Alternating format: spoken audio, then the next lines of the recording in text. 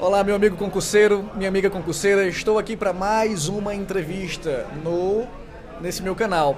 Bom, os alunos vêm pedindo cada vez mais, né? Vêm gostando das sacadas, das entrevistas e eu preparei algo especial. Nas últimas semanas fiquei quieto, mas hoje eu venho com algo espetacular. Hoje vou entrevistar meu amigo, professor de processo civil, Expedito Lima. E nada mais atual do que entrevistar um professor de processo civil. Afinal de contas, na próxima terça-feira, o novo Código de Processo Civil será aprovado, impactando a vida de milhões de pessoas, de milhões de brasileiros e principalmente a sua vida, concurseiro, né? Porque tudo que você estudou, tudo é exagero, mas parte significativa do que você estudou vai mudar, ou você vai ter que pelo menos se adaptar, certo? Eu vou deixar que o Expedito se apresente, fale um pouco dele e depois a gente começa as perguntas. Expedito, antes de mais nada, eu gostaria de reconhecer não só o seu conhecimento, mas a sua disponibilidade para vir aqui e se dispor para a minha audiência, falar para eles sobre o CPC, o novo CPC, dentro desse contexto de concurso público. Então, muito obrigado. Eu sei que seu tempo é escasso, mas também sei o quão generoso você é. Por favor, se apresente. Olá, amigos, meu nome é Expedito, eu sou professor de cursinho já se vão aí 14 anos e nos últimos tempos tenho me dedicado a estudar o que por agora é o projeto do novo código, mas em muito pouco tempo será o novo Código do Processo Civil.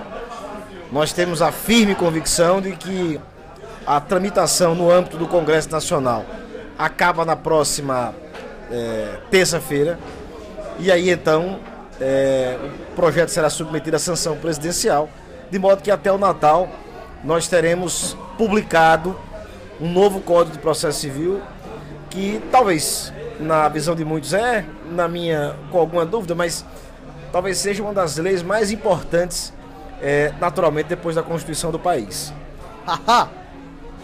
Mas é isso. E aí a nossa expectativa é a melhor possível, tanto no que diz respeito à conclusão da tramitação do processo, do projeto legislativo, como para a aplicação do que será o novo Código de Processo Civil.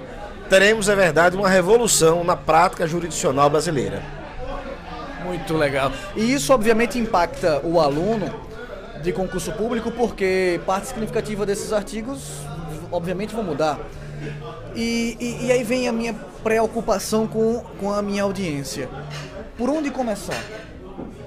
É claro que é um projeto, é mais difícil de dizer, mas diante da iminência desse projeto e sabendo você em que pé ele se encontra, como é que o estudante para concurso público tem que se posicionar? É começar do primeiro artigo de novo? Qual seria a sua dica em relação a essa nova norma? Isso é um dilema. Bom, a primeira coisa que a gente tem que dizer é o seguinte: não se trata de uma alteração no código atual. É um código novo. É um sistema novo. São conceitos novos. Eu queria dizer algo do patamar da segurança, né? Eu acho que é a melhor coisa que eu posso dizer. Não é que alguns artigos serão modificados. Tudo será modificado. Porque para o concurseiro, até que ele saiba que alguma coisa não mudou, ele tem que duvidar. Então, a necessidade de ler tudo novamente é de desconstruir a informação que você tem e reposicionar a informação que você tem com a visão do processualista que interferiu na produção da lei agora em 2014. O Código de 73 tinha um compromisso, ele atendeu a sua finalidade histórica, mas a sociedade mudou muito. O Código de Processo de 73 não dá as respostas que a sociedade brasileira precisa em dias de hoje. Para dar um exemplo singelo, naquela época, João disputava com Maria um certo bem da vida, e o papel do juiz era dar uma resposta aos dois. Hoje não é mais assim. A Constituição permitiu que um sem número de pessoas alijadas da prestação jurisdicional pudesse demandar em juízo.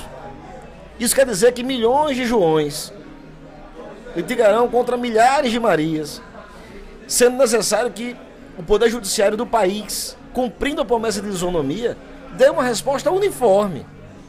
Nós não temos solução para isso perfeita no modelo atual.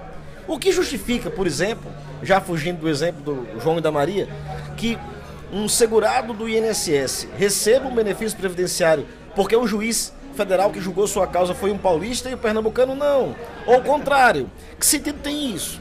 Então existem necessidades da sociedade de 2014 que não são atendidas com o Código de 1973.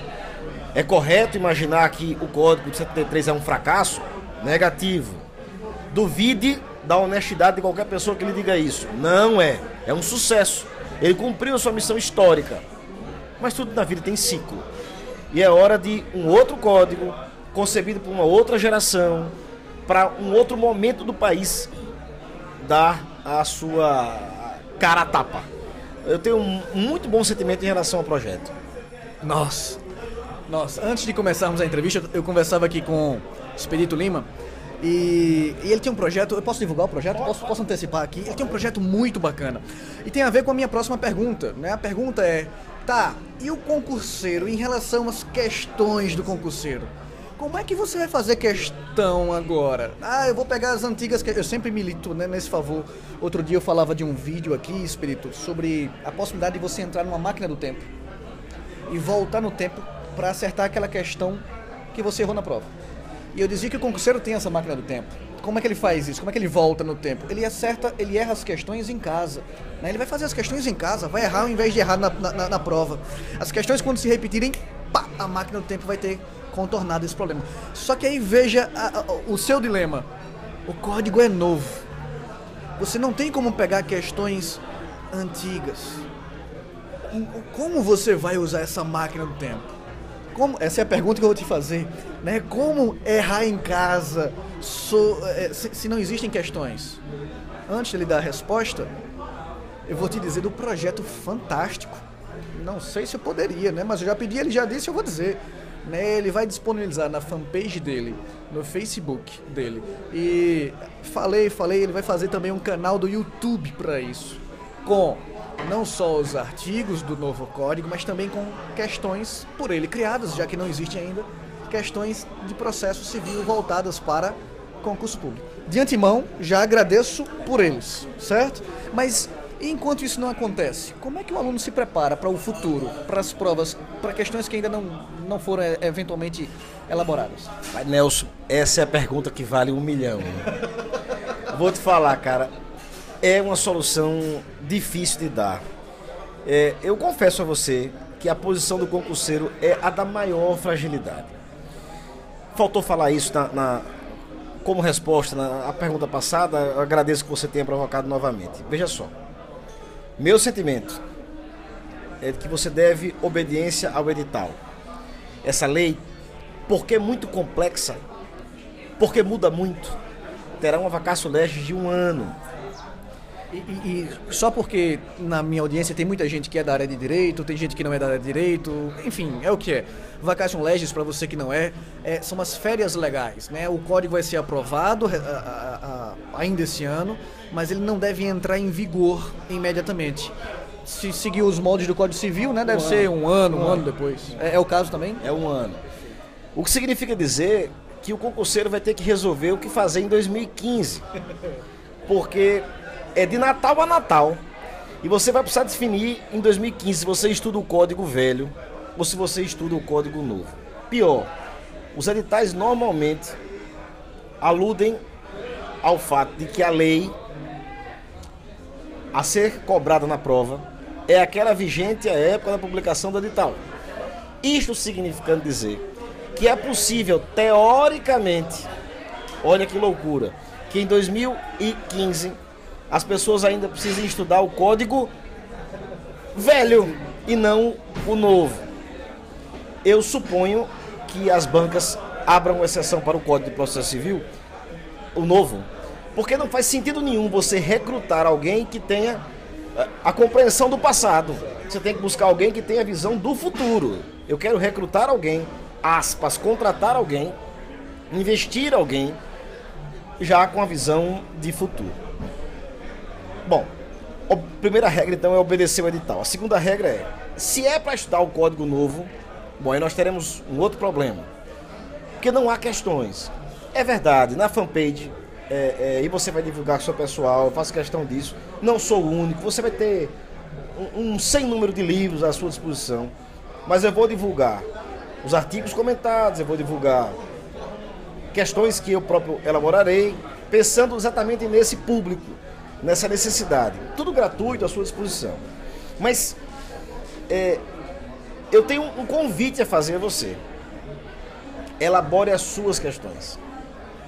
Acho que a melhor maneira de estudar, a falta de um banco de dados que me permitisse responder diretamente, é você elaborar a sua questão, submetendo a um colega e pedindo reciprocidade. Acho que isso ajuda um bocado. É evidente que isso não basta, mas é o possível num cenário de guerra. Nós estamos tratando de um cenário de guerra.